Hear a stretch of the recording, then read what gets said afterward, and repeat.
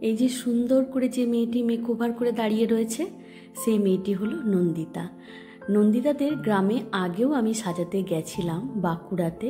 Proper গ্রামটার নাম ঠিক আমার মনে নেই, তবে ওখানে যখন সাজাতে গেছিলাম ওই ক্লায়েন্টের সাজ ওদের পছন্দ হয়েছিল এবং সেখান থেকেই আমার নাম্বার ওরা পায় এবং আমাকে তার বৌদিকে সাজানোর জন্য আমাকে বুক করেছিল।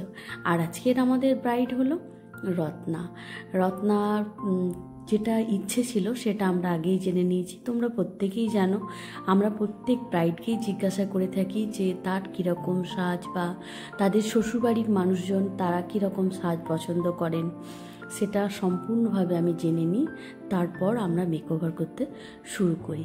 এটাই হচ্ছে আমার কাজের বৈশিষ্ট্য। আর আজকের আমাদের ব্রাইড রত্নাকে আমরা সম্পূর্ণভাবে সাজিয়ে দিয়েছি।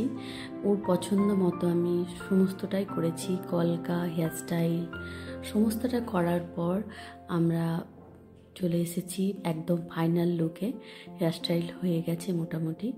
এরপর আমরা ওকে টোটাল লুক কমপ্লিট করে তারপর আমরা স্টেজে ওকে ছেড়ে দিয়ে আসবো।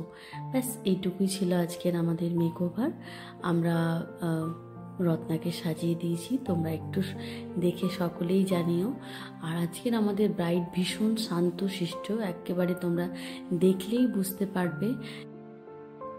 এটা ছিল আজকের আমাদের ব্রাইডের লুক। এবার তোমাদের জানাই যে আমাদের নেক্সট ব্রাইডাল মাস্টার ক্লাস শুরু হতে চলেছে।